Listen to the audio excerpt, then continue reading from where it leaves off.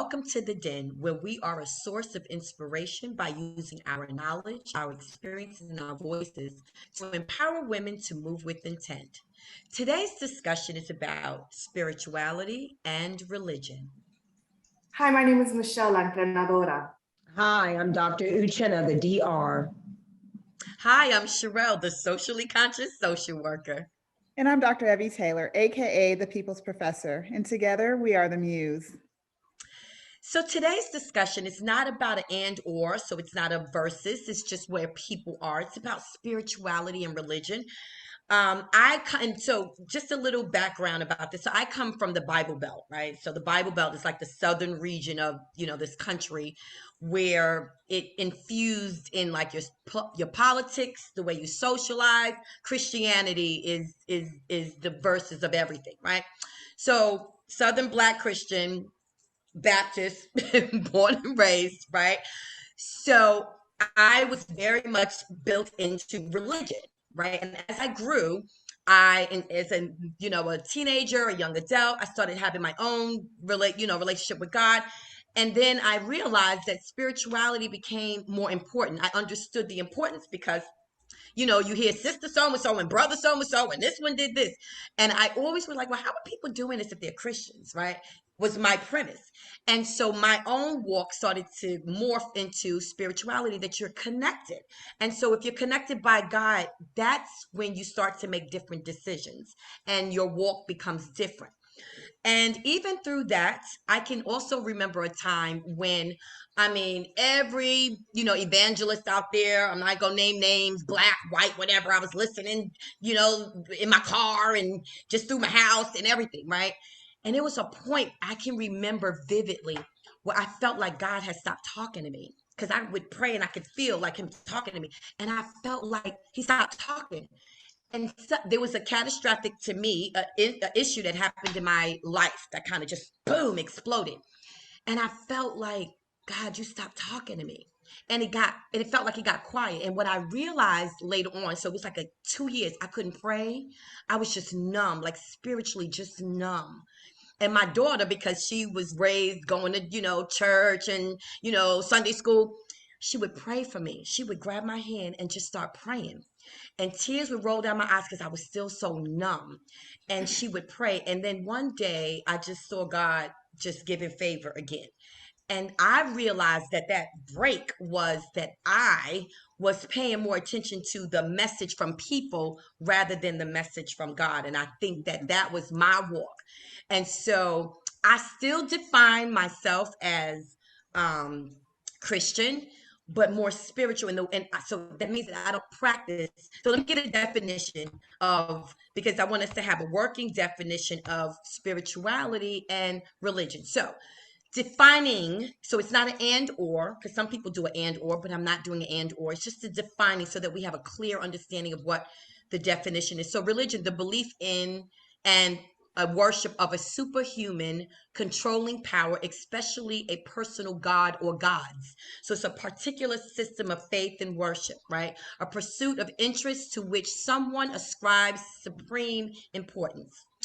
Spirituality, the quality of being concerned with the human spirit or soul as opposed to material or physical things, relating to religion or religious belief, not concerned with material values or pursuits.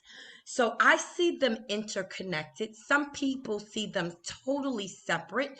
And so my thought is, what are your thoughts about religion and spirituality? So me, I now don't have the same formalized practice, but my connection to God is more connected than I've ever been in my life.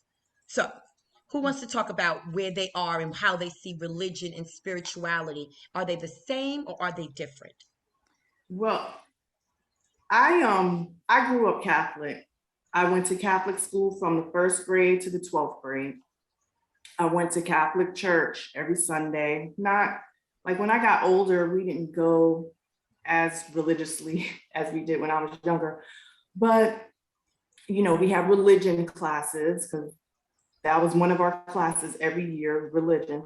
I feel like I'm glad that I grew up like that. I'm glad that I was exposed to that. I'm glad that I was exposed to the Bible and talking about God and Jesus, I felt that it definitely made me a better person.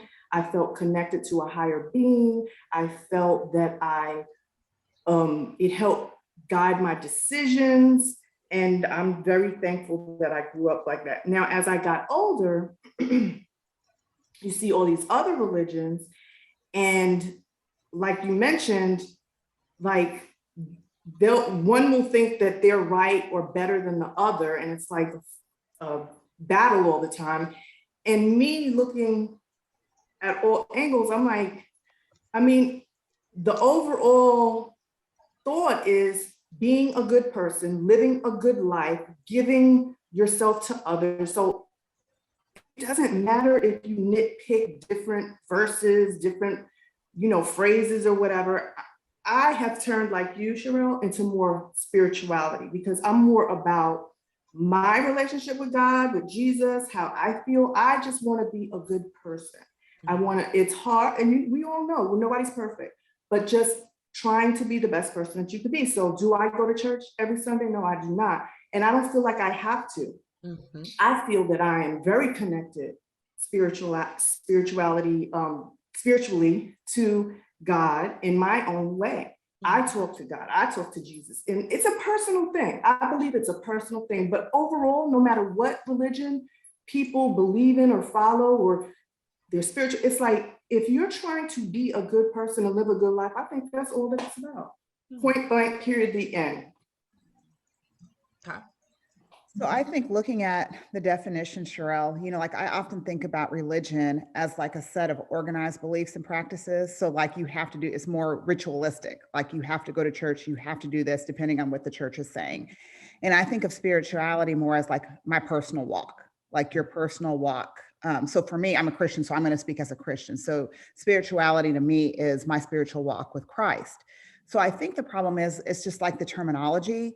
People, for whatever reason, I'll say Christians, hear spirituality and they think it's a different religion or it's something occultic or something like that. Yeah. And so I think it's just like not understanding the definition. I think, my own personal belief that as a Christian, I need to be more focused on my spirituality than religion. Religion's not going to get you to heaven. I mean, from a Christian, from my perspective, right? It's about my walk with Christ and what's in my heart and me believing, that Jesus came, died for my sins. So I'm more about the spirituality. And I think that if we focused on our own walks, it would be like Michelle is saying, we would be much better people. We would be, and like I said, I'm just speaking from a Christian perspective because that's what I identify as, and that's what I'm most familiar with.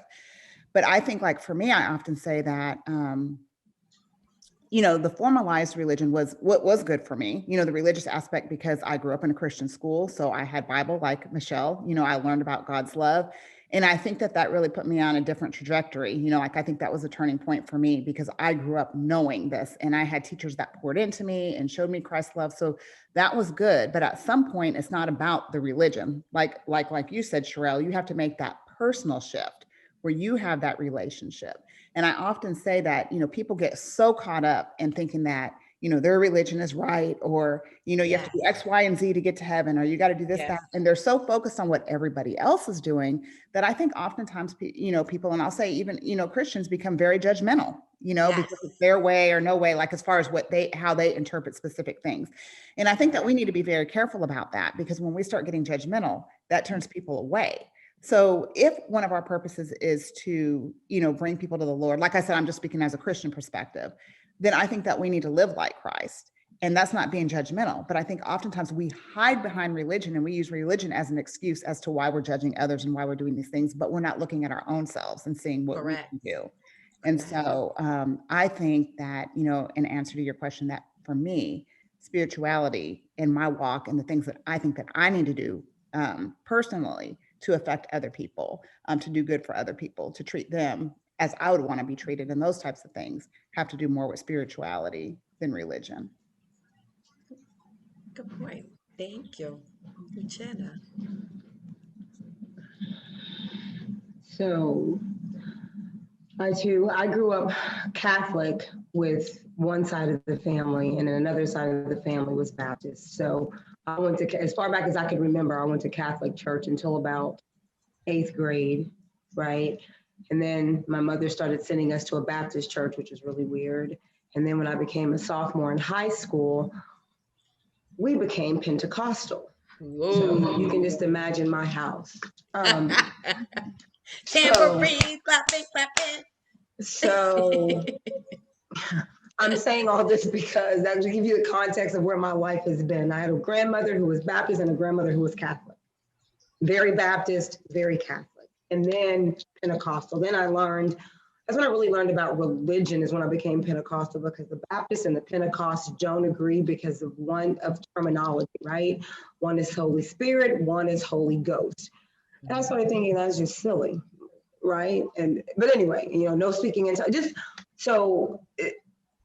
I watched, and then in reading history about religion, the practice of religion is yet another social construct put in to divide. Mm-hmm. And it's often over time in history been used to oppress specifically Blacks in our perspective, but centuries ago oppress those in the lesser caste system or whatever you want to call it. So. Mm-hmm. And then as I've gotten older, I watch and I'm going to say Christians, because I relate to being a Christian because that's how I was raised, but I appreciate that not everybody is Christian. You're Jewish, you're Muslim, and the beliefs are very different, but I realize that the focus for me, for watching others, is not on the actual supreme being or your spirituality. It's putting someone on a pedestal, as if someone, your pastor, your priest, your whatever, can do no wrong. And that's idealism, and that's actually sacrilegious, right? But that's what the practice is. So I went on a spiritual journey once, and I actually got deterred because I had an experience with a demon. So I stopped, and I really do mean that. Trying to really understand what I believe and understand. So that's more a spiritual walk, right? Understand what it means to me. And I'm still not there. I'm there with, when I say I'm still not there, my spiritual walk, like what that relationship looks like, what that relation will continue to be with my God, with my Jesus, right? But understanding that there's so much more to being spiritual, or so much more to being religious than just saying, than the 10 Commandments. There's so much more than just living right to me.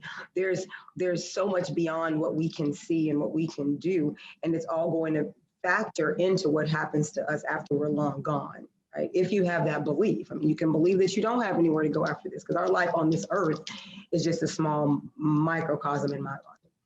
Mm-hmm. So it's having a journey to understand my beliefs and raising my children and being in a house that is a loving house that knows God and what that means to them, and have that relationship. I think it's about relationships. I think that your spirituality is the most intimate part of you, because it's the layers that people don't see, right? It's what is true in your heart, and you can't hide what's in your heart from God, right? And so it's a very, like, I'm getting goosebumps right now, like literally.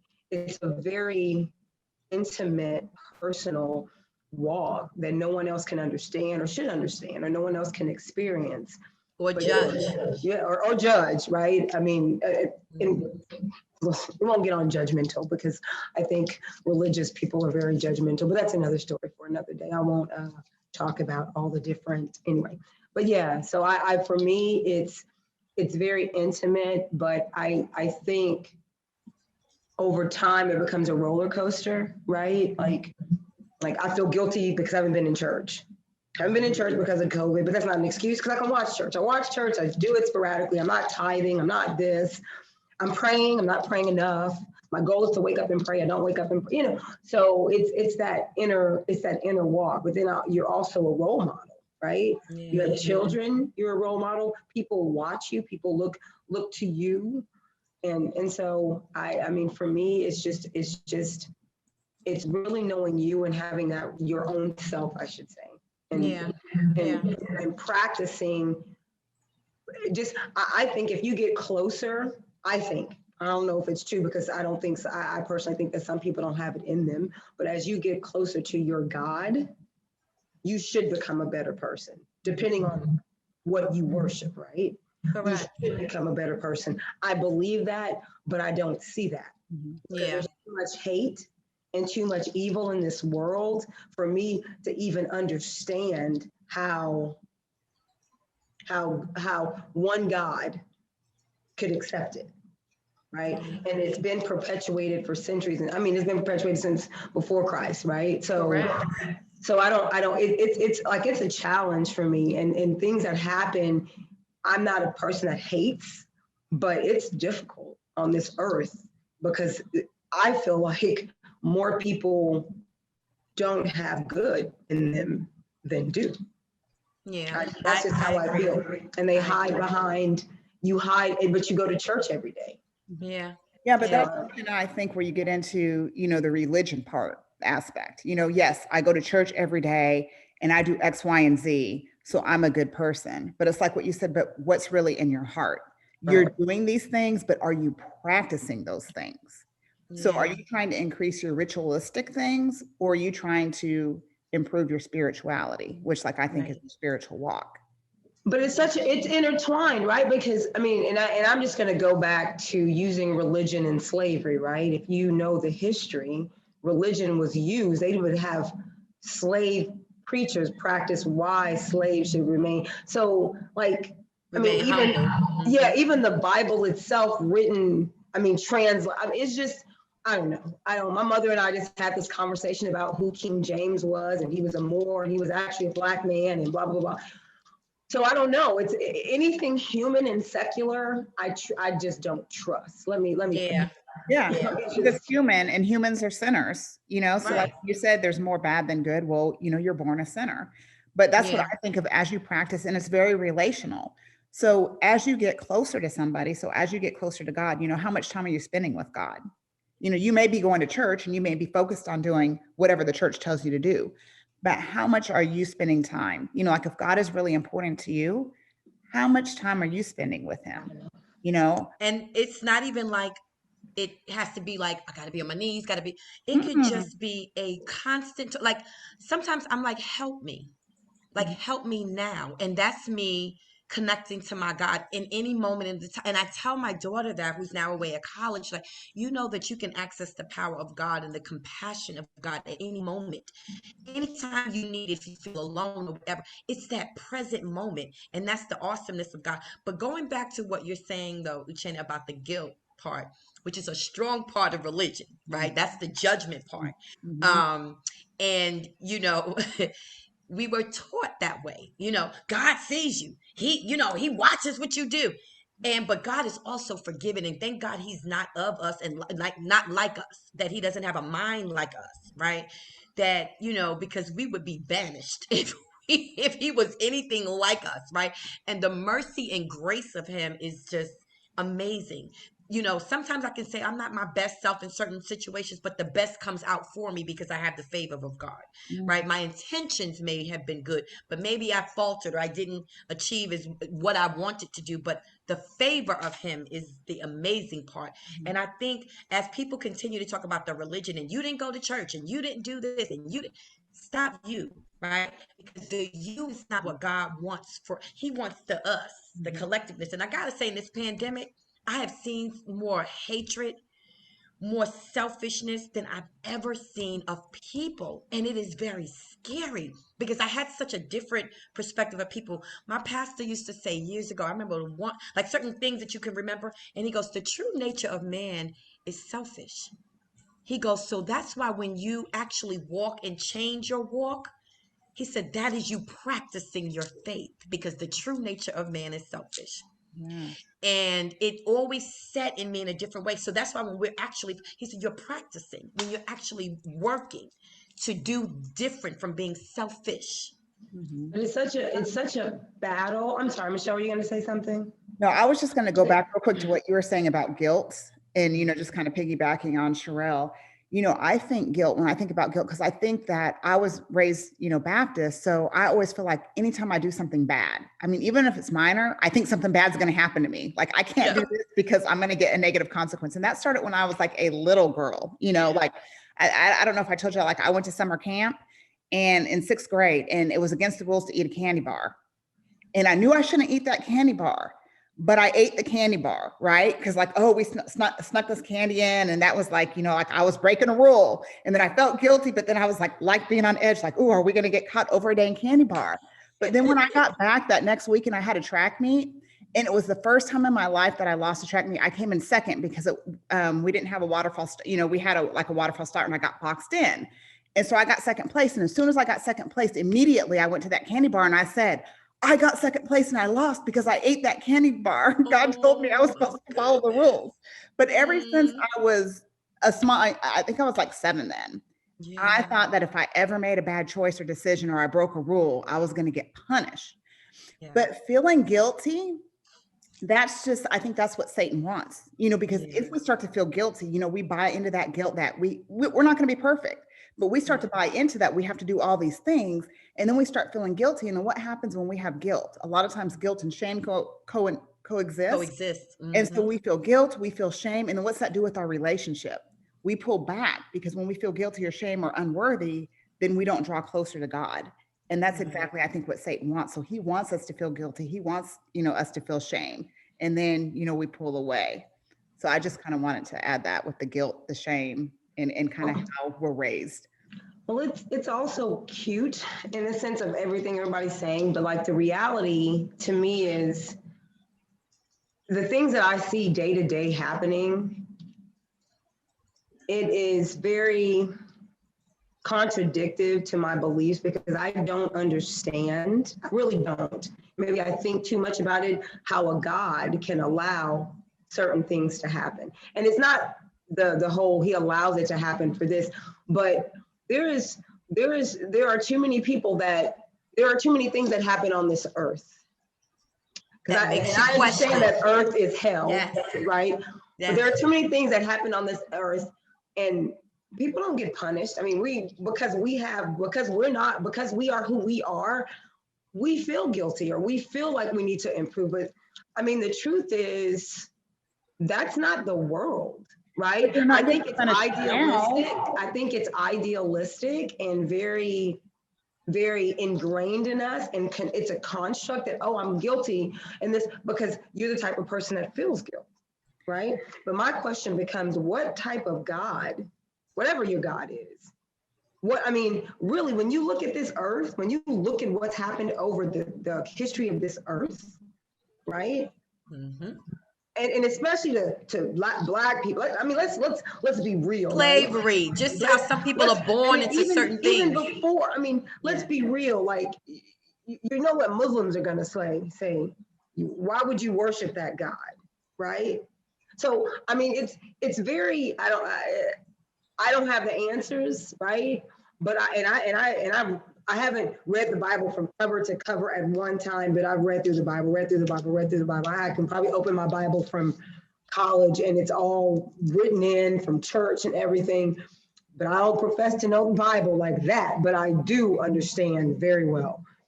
But it just doesn't, I don't know. It just doesn't some things just don't make sense to me. Uchenna, I think you said earlier, I think you answered, your question, like when you're saying like some people don't feel guilty. Well, in my opinion, the reason why I feel guilty because I am a Christian. I was raised in the church with certain values and principles. So that's why, like I feel that guilt because I know what I'm supposed to be doing or what's expected of me. Some people don't feel guilty because maybe, they're not a part of a religion or they're not spiritual.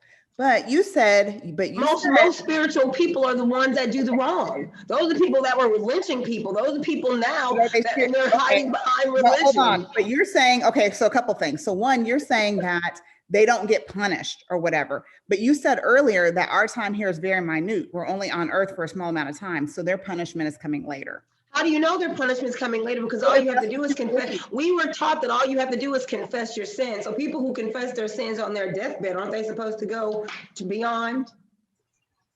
Well, let me just say one thing, I'm right? Because I got an curious. older person that said something to me that made me, and I'm not necessarily saying I believe it, but it gave me, and I understand where you are, Uchenna, because I say the same thing. I'd be like, well, how come all of this happens? How is it allowed to happen? Right? I don't think that God created some of these catastrophes and some of these things, this institution of slavery and just all kinds of things that we can think of. And I'm like, well, how is it allowed to happen? So I am where you are, Uchenna. And I had a conversation with an older person that said to me, not necessarily saying I believe it, but it gave me a different thought that said, I believe that we're in a purgatory right now and that we continue to come back. And I was like, come back as well. He says, if you don't get it right, you come back. He says, you know, when you hear the good die young, he goes, because then they're pleasing to God and then they're allowed to be released. He goes, I believe that right where we are right now, he named by name. He's like, and like a Donald Trump, like he gonna have to come back because he continually does evil. So, and he says that and I was like, that's kind of interesting. It gave me a thought. Don't necessarily say that I believe it, but it gave me a thought. And I was like, wow, because it's some kind of way to feed my spirit in that how the people are able to do evil and just keep getting away with it. And I'm just like, and it's amazing. So I'm sure because God knows all things. So God knows what's in their hearts or whatever. And it baffles me sometimes. And I think just that little bit of conversation made me feel like, well, maybe because I want to understand how are things that are so horrific allowed to happen. I'm not even trying to understand, honestly. I mean, I think some things that I'll never understand, And you're okay with not understanding. and Well, in the Bible, it focused on says me. that. It I'm says we won't understand everything, and we're Yeah. not supposed to. We're not We won't. supposed to. But that doesn't mean you don't ask questions, and it doesn't mean you Yeah. contemplate. It doesn't mean you don't try to figure things out, But right? you know what, guys? Stay there. What you The gonna say? last 15, 20 minutes we've been talking, we probably said, I think, I believe, I don't know why, 30 times, 40 times, because we don't. None of us know. And then that's the battle with the different religions. It's like they interpret this one interprets the Bible this way. This one says, no, the Bible's not saying that. They saying this. We don't know. That's why I believe, again, it's like if we individually just try to be the best, because that is something that everyone knows right from wrong. I think everybody knows what's right and what's wrong and what's good and what's not. You don't believe that, Evi? They don't. No. People It's inherently don't know subjective. that. It's subjective. Depends on Yeah. culturally how you were raised, what's right and what's wrong. And then Okay, let's I'm talking about like the this. I'm biology talking about behind it. physically hurting somebody. Psychopaths. There are people People that are know born physically hurting somebody is not right. Well, if they're someone does psychopaths, something if they to your have child, certain, If someone does something to your child, you might think it's okay to physically hurt them. And But no, And what I'm someone may saying is say some people violence is don't never have- an option. I believe it's an option if you do something to me. I physically believe that you do something to me, I got everybody to take you out. But I get what you're saying, Michelle. She's meaning the core. No, I know, but not everybody has that core. Not everybody Right. not everybody That was compass. taught right from wrong. Yeah. And some people are born missing some things where they really don't know how to process that. That is true. I agree with where you're going though, Michelle. And I think Yeah. what you're trying to say is that it starts with ourselves. So why not, and I feel like just focus on you, focus on your walk. Let's not judge what everybody else is doing, which is what I see. This really hurts me. Because I am a Christian, I've heard recently several people tell me that they were traumatized by Christians. Well, if I identify as a Christian, that should hurt me. And if you're a Christian, it should hurt you to know that Christians, other people that believe like you, are traumatizing other people. And what is this? Because they're not allowing certain people to come into their church, right? And so how are you going to be a Christian and not allow people to come into your church, not treat people with love? And I think it is like, I think Uchenna, you said earlier that religion is being used to divide people. It's the most segregated place, like on Sunday. I mean, I don't know, not even just on Sundays. I mean, that's just the way, you know what I mean? But the Bible divides people, right? If you're talking about not coming to the church, I'm going to use this as an example, so I know I'm probably going to get it. So if you believe in the story of Sodom and Gomorrah and what happened and why Lot was, if you believe in that, then you're going to say we can't have homosexuality in our church. But that's not true. No. No. What I'm saying is the Bible speaks to things, people interpret it, and that's why. And We they are so use segregated. the Bible to and I remember my pastor would say every verse means something different to everybody, and it means something different to you depending on where you're at in your life. Correct. So that means a billion interpretations of one line, Yes, right? correct. And that's the dividing point, because what people don't understand, it's the same in medicine. We're all human, but we're all different. There is not one person on this earth that is the same, not one. So you cannot cookie cutter idea. You can't think that just because you believe one thing, it's not all the same. And that's we're where the not problem all the same. comes, because everybody thinks they are right. They think that their interpretation is right. Right. And that creates the divisiveness. So in closing out, like in summarizing, what would you say? So, in between, and we didn't have this session to have an answer. It's just to have a conversation that others can have this same kind of conversation, because I'm sure people are thinking these things in their head. And to me, I think when we talk about these really, lack of a better word, deep conversations, it really gets us to know people that, we build intimacies, and it kind of lines up with making us more interdependent, more connected, that when we understand people's plight and what makes people tick, basically, right? And as Uchenna said earlier, your spirituality or your religion is one of the most intimate relationships that you can have, right? So what would be your then directives? Can I say one thing before that? Okay, one thing. So we're talking very superficially, because, again, I'm going to speak for me and my belief. Like I said, I really do believe that hell is earth. And I believe that there are spirits that walk this earth, very bad spirits that walk this earth, very demonic spirits that walk this earth. And we're mixing in with them. And if we only see, like we talked about the very superficial, but there's just so much, there's so much more.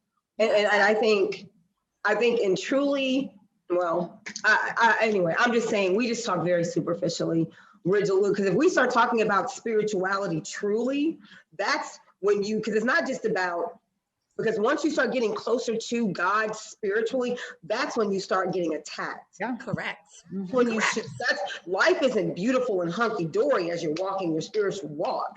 Correct. That's when these other forces, these demonic forces on this earth, want to pull you away from your purpose and your. Anyway, I'm just saying, we just talked very superficially. But we can also use that as your then directive, that as you become more spiritual, there will be more attacks from a demonic spirit. Exactly. But you're more of a threat. Yeah. Makes total sense. Total sense. Anyone else? Then directives. Oh, it's just it's a difficult conversation. Not enough time. I think, walking, yes, Uchenna, we can't get, this would be like a day conversation. Even longer, to really get into things. But I think just like, whether this is superficial or not, the takeaway for me would be like, focus on yourself in your own personal walk. Quit worrying about what everybody else is doing and focus on what you need to be doing. And I think that if we start focusing more on ourselves, then we're not going to be so judgmental on everybody else, right? I think we get caught up in worrying about what everybody else is doing or not doing, that we're not focusing on ourselves and our own spirituality. So I think that you need to turn everything inward. What are you doing? How is your walk? What do you need to be doing? How can you improve? And then a little bit on the flip side of that, if you do feel like you're being attacked by somebody saying, well, you don't even go to church, or you're going to go to hell for doing that, or whatever, you have to feel, if you know that you're trying to do your best, trying to live your best life, you got to not worry about what other people are saying to you. You can't worry about the 9.9 times out of 10, they're the ones that have the issue with themselves and they're projecting it on you. Mm-hmm. So it's like, again, along with what we're all saying, it's like, just have your own personal relationship worry about yourself and try not to worry about other people and making you crazy. Like, oh my God, if I do this, am I going to? I mean, It's a very deep complex subject. conversation. This is a deep It subject. is. This is It Let me is. say something real quick, Michelle. So like you said, why are you so worried about everybody else? You need to be worried about God. And I think Right. that could be another problem that we have, because we're focused on the wrong people. We're focused on Yeah, or everybody. the wrong entity. Mhm. So in summary, so focus on yourself in your own personal walk. Be the best that you can be, and know that as you're walking, as you get more spiritual, that you will be under attack. Or so far, what I'm hearing so far. And the other piece that I want to add is that, and it is, and something we talked about earlier, is that religion oftentimes is used as a divisive measure, and it continues, because even within Christianity, you got so many branches. You got, Baptist and Lutheran and Catholic, and all of that is Christianity, right? And so it is used as a divisive measure. However, even in any and all of those different practices, there are core beliefs about doing the best and charitable work and helping others are core central principles, right? Whatever scripture you read, however you know, ingest and digest and interpret, it is still a core belief. And I think that that's something that we need to think about, and looking at us as a more collective population, more so than an individualistic perspective, more interdependent. So I hope this conversation helps people have conversations around their dinner table about this kind of, conversation about where they are with spirituality and religion, Yes. So make sure you join us. In the den. where places don't make you feel at home. People do. Bye.